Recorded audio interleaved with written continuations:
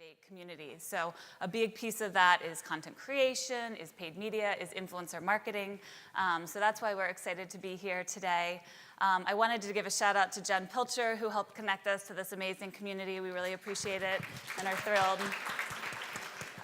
Before being at Crosby, I was at a global agency in DC for a little bit of time, supporting quality of life and healthcare programs. So we'll also talk to you today a little bit about beyond the military community. I know some of you have interest in other areas that you might be wanting to explore as well. And then I cut my teeth early on in the news industry, working for ABC News, first in TV, working for George Stephanopoulos, and then on the digital side during the presidential election. I am the resident Prego Mama, which is a title I'm looking forward to shedding in January when I welcome a baby boy. Thank you. I'm Ashley Butler, and I've just recently joined Crosby in the last couple of months, reporting to Lindsay, the resident Prego Mama. I am a social strategist at Crosby, so in addition to supporting all of the great things Lindsay just mentioned, I really work with Lacey and team in integrated marketing campaigns to make sure what we're doing with our brands and clients on social media are including, good efforts like bloggers and influencers and folks that really want to get involved in brands. Maybe they haven't before, maybe they have. So really happy to be here. I have Yogurt Guru. I spent my first 5 years in social media at Chobani Greek Yogurt, building that brand on social and memorizing lots of yogurt puns. So whether that's relevant or not, I'm not sure, but happy to be here nonetheless. Okay, just a little bit about our marketing firm. We are truly an integrated marketing firm, delivering across paid, earned, shared, and owned channels for our clients. It's not just a tagline, but it's something that it's a family company that is deeply committed to inspiring actions that matter.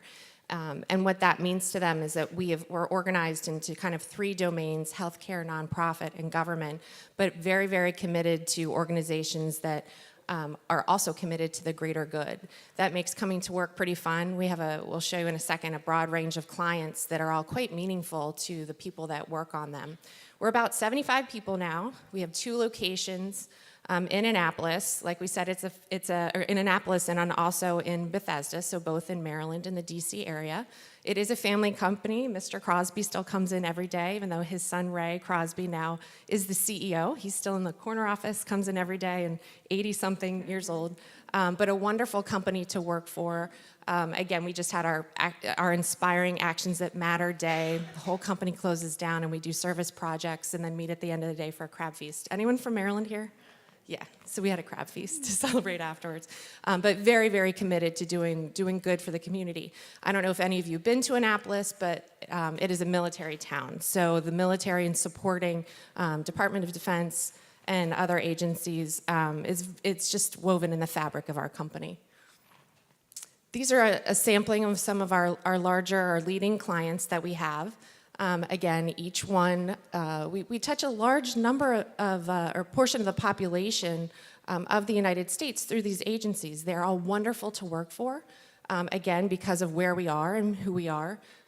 Some of the favorites, obviously, are when we get to work with a DAV, a VA, Military OneSource, those kinds of, the Department of Defense are definitely really, really spots of joy for the company. And then again, while we're so happy to be here, learning from you, expanding our knowledge of the influencer community and sharing our perspective, and that's a little bit about what we're going to do today. Okay, first, the influencer marketing landscape. Again, we're happy to be able to share a different perspective on that landscape with you, a little bit about of some of the regulations, the FTC regulations, and sharing a little bit about what we talk about when we talk to our clients. Thanks, Lacey. So you guys all know the space pretty well. You're in it every day. You're blogging, you're tweeting, you're putting great Facebook posts up on behalf of your brand. But like Lacey said, we're here to really talk to you about what it's like to work with bigger brands, especially the government. Lacey's mentioned some of our clients are government clients, and they're wonderful, amazing missions. But of course, there's lots of sort of things that we need to know that are a little different than tweeting for yogurt, let's say.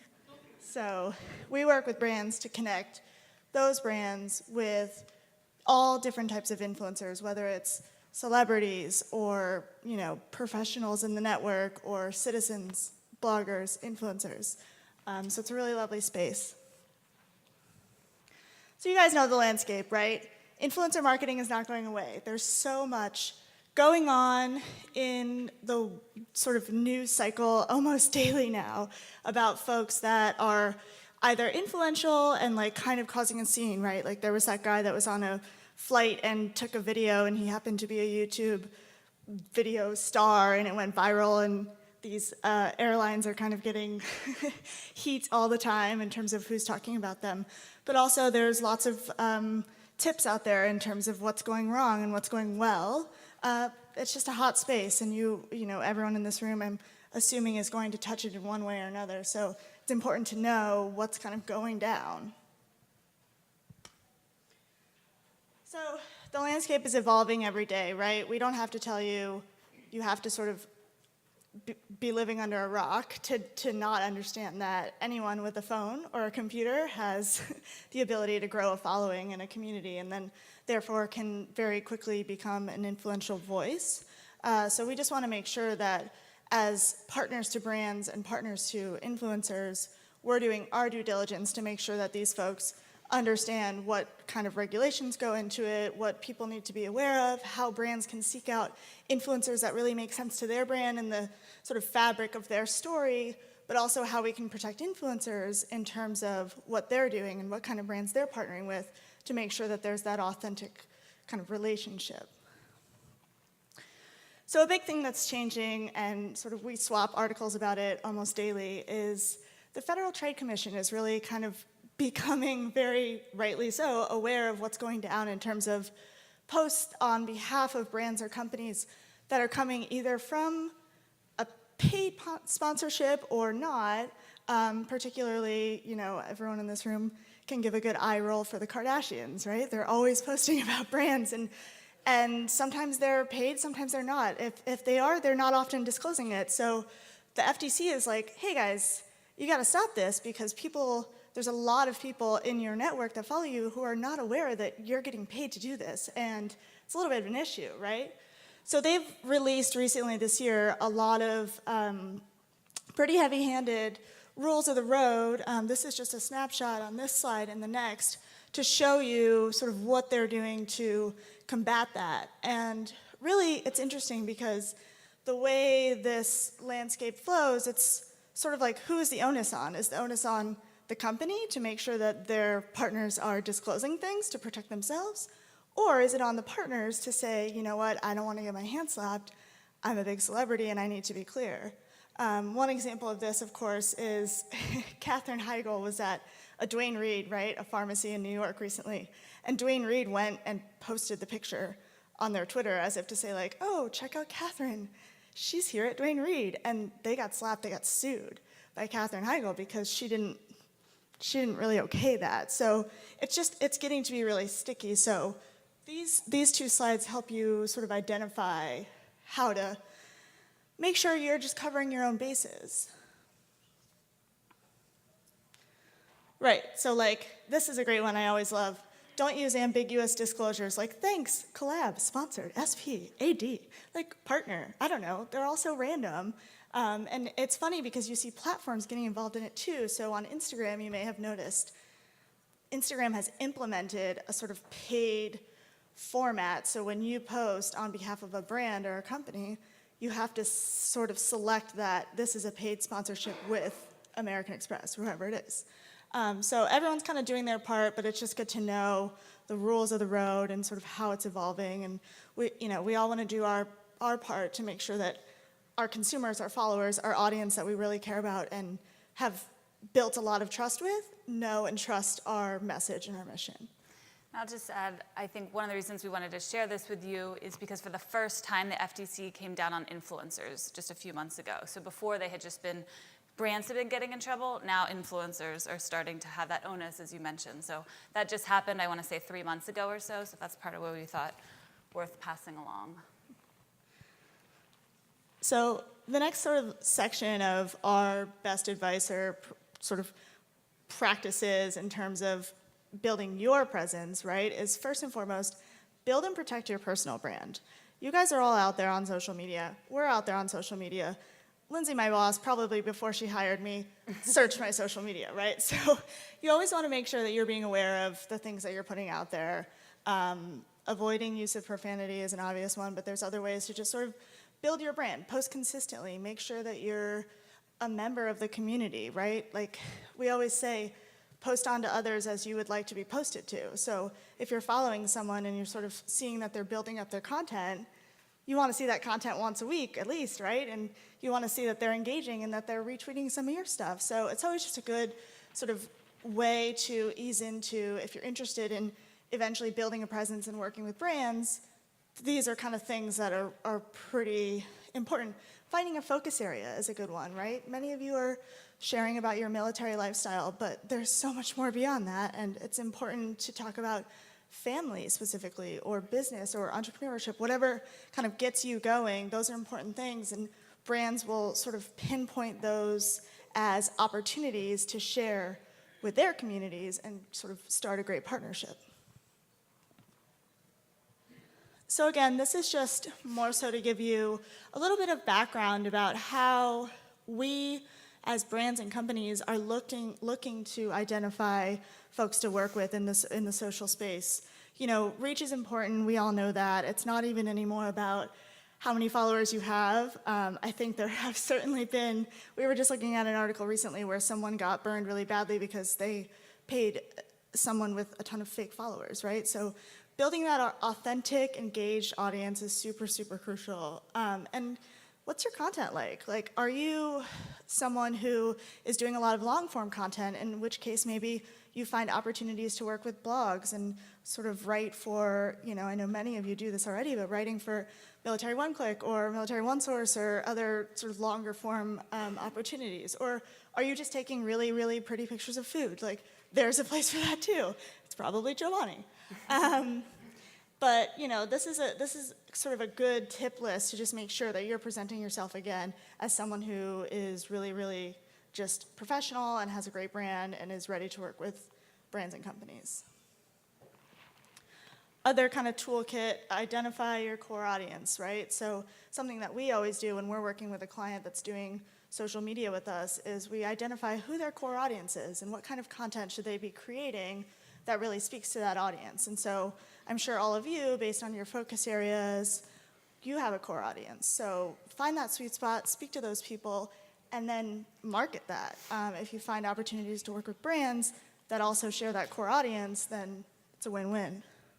I think there's lots to be said for building a little media kit. I've worked with a lot of great influencers who just have a one-pager, and it's sort of like, here are examples of what I've done in the past, this is what's worked, this is how I've sort of monetized it, and then as a company and a brand, you're kind of able to easily assess that and figure out if you want to work together. And then fish where the fish are. I'll let Lindsay take over. So where are the fish? One common theme I've heard over the last couple days talking to many of you is that you love to create content, but marketing yourself and finding the opportunities isn't necessarily a piece of what you want to be doing day in and day out. So has anybody heard of some of these marketplaces? Obviously, the first two are in the military space, Military OneClick and Sofluential. Have others been integrated with some of these? So essentially, Crosby, for example, works with a number of these because in many ways, we not only represent the military community, but we want to make sure that we're touching a number of different causes. So we'll partner with like a Tap Influence, which is a marketing platform that has 50,000 content creators who've opted in to be selected by brands to create blogs, to create social media posts, whatever it may be. So you can register with some of these networks and then be exposed to all of these opportunities. Some of these market platforms even allow brands to survey people. So for one of our clients, we did a survey asking people if they were a veteran and would be interested in talking about issues specific to veterans, because that's not always in your profile. So then we as a brand and a company got back a list of like 100 people that we could then call down from there. So this is one place to start to save you some time.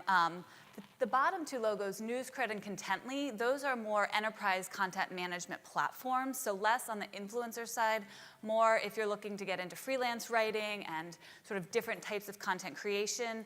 These tools are partnering with brands to help them build up their content marketing offering. So as brands are having to publish news articles every single day, it's hard for them to scale and hire all these different content creators, so they're increasingly looking for freelance support.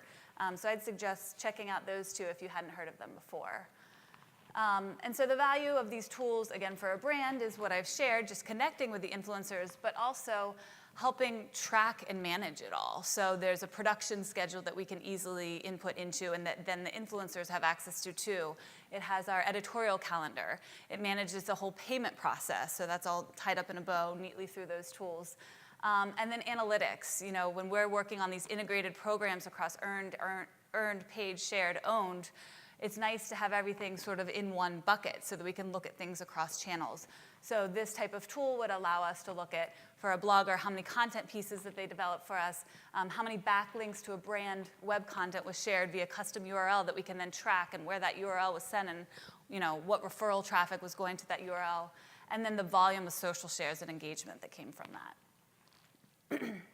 So these have all been sort of tips coming from the lens of a brand. I think above all else, just make sure you ask questions before you get into these partnerships. Does the brand's mission align with yours? Will you have creative control? I think a lot of times what happens for influencers is they don't realize that there's going to be 5 rounds of review from the brand. So you might have forecasted a certain price, and next thing you know, the brand wants to review your script, and then they want to review the end video, and then they want to review the social post, and you're going back and forth with all these edits, and that's a big suck on your time and your valuable time. So that's a good question to sort of understand what their process looks like. What's the timeline for production? I know one thing we found is we've put out campaigns and we've said, okay, we have a week to get this done, and then we won't get any influencers come back to us. And we're like, oh, well, influencers have real lives and real families, and so they need more time. So you know, a good question for you all to ask too, what's the timeline for production? And then how will your content be used? Is the expectation that you post it on your personal brand and will then the company you're working with share it on their channels? Or is it just going to live on your brand and not get as broad of exposure because it's not being shared? Can the brand share it a year later from now and repurpose it in a different way? So just be good to understand some of those things going into the partnership. So I wanted to talk a little bit about one case study of Crosby's, and we can talk more after if others are interested, but just to give you a perspective into our integrated work and then how influencer marketing fits into that. So I mentioned DAV. I'm sure many of you are familiar with Disabled American Veterans. They're one of the largest VSOs in the country. They serve 1.3 million members, 13,000 chapters across the US, and they're focused on ensuring veterans get the support and the benefit that they deserve. So for Crosby, we support DAV primarily around brand awareness, but also supporting their broader fundraising, membership, donation goals. So we worked with them to create an integrated campaign. We did research. We talked to a number of the military community, and we shared some of our content and our concepts to see how people reacted to that. And what came back was a Victory for Veterans campaign. People said that they wanted to see these victories that veterans were achieving. They didn't want to focus on the challenges, but they wanted to see great and small, overcoming PTSD, starting a family, getting your education, getting back, transitioning out of service, and what that looked like. So these are a few screenshots from our public service announcement, which was placed in print and a number of these entities below: Wall Street Journal, People, Money. This also ran across radio, TV, out of home, which is billboards across the country. And we were able to generate more than $76 million in donated earned media value. We've also done a number of national media partnerships with DAV. So we worked with the History Channel a few years ago. Most recently, around Victory for Veterans, we partnered with ABC News. So first, we did a 1-week-long segment with Who Wants to Be a Millionaire, leading up to Veterans Day, where every day veterans would have the opportunity to compete to win $1 million. So DAV was a sponsor of that. We got placements on World News and GMA, and again, all around Veterans Day. We also support DAV in content creation and social media, so making sure we're inserting their brand into relevant conversations. So when there are milestones that are supportive of the military community, even if DAV doesn't have a direct tie to them, how can we join into that conversation? So we help them with a content strategy that does that. Along the bottom, we have here our Victory for Veterans videos that went out on social. We've created more than 25 real videos with different veterans talking about what their victory was. And we've helped DAV grow their Facebook community from 275,000 to more than 1.4 million in the 4 years that we've been working with them. And part of how we've done that is all of these pieces that I've mentioned, but also influencer marketing is a piece of that. So DAV works with celebrities in the space. They've worked with Martina McBride. We used one of her songs recently and put homecoming footage of service members to the song and then shared that to drive awareness about America's 22 million veterans, which is pretty cool to see what happened there. But they also really value the voices in the community and everyday influencer. And so on the right side are a couple screenshots from a victory campaign where we asked everyday influencers what their victory is, and we asked people to blog about it. We had about 13 bloggers. We created more than 50 pieces of content total. And we were able to drive over 1.4 million impressions as part of that program and social interactions. And it was all focused on these blogs that would drive back to a Victory for Veterans page where people could learn more about DAV and how people are achieving victories and how DAV can support that in a positive way. To dig a little bit deeper into another influencer marketing example through DAV, we created a tool called Thank a Vet, which is a customizable web app that allows people to create a shareable video about a veteran in their life and thank them. So it's a very simple way for them to basically upload 3 photos, 3 messages, and then it turns into a video that they can share with their community, and in result also helps build DAV's brand affinity. So helping to create these personalized, shareable pieces of content for their loved ones. This past year, the program, we drove over 8,000 videos.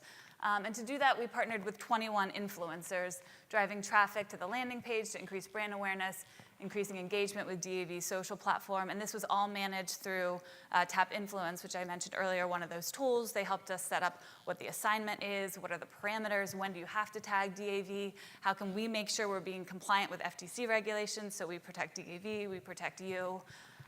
So that was a very successful campaign that we ran. In here just a couple samples of some of the influencers. We had a couple people talking to video or just talking to camera in a video about the program, a couple blogs, as I mentioned, and it was a really successful program. So we've been talking for a little while. This is just one piece of some of the programs that we run. So we're happy to answer any other questions that you might have afterwards. We're looking forward to keeping the conversation going. If you're ever in Annapolis, we'd love to see you. But we thought we'd pull together maybe just the top 5, if it's been a long morning or late night, top 5 from our perspective to remember when you walk away from here. So the first is to understand the FTC guidelines. This is a very dynamic and constantly evolving landscape. So just to protect yourself and the brands that you may represent, it's very important to keep up to date on what the most recent guidelines are. Their website's available. You can always reach out to us, but it's a very important component of operating in this space from our perspective. The second is to join a network, make brand friends. I think Ashley touched on that a little bit as you create your own personal brand. We're making friends today. Third, protect and market yourself. We talked a little bit about the toolkits involved in that and how to present your brand to potential partners.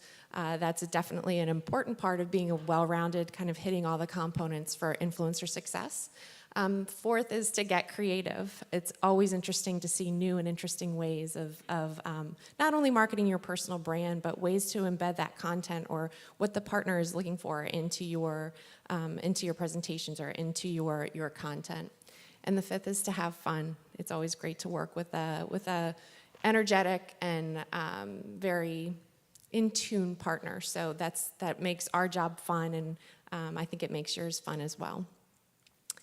So come chat with us. I think we're going to move into the second portion of this program, but we're happy we're around. Again, come visit us in Annapolis. Reach out. Our email, I think, is in the app, but also we have some business cards if you want to reach out to us or come visit us. We'd be happy to host you in Annapolis.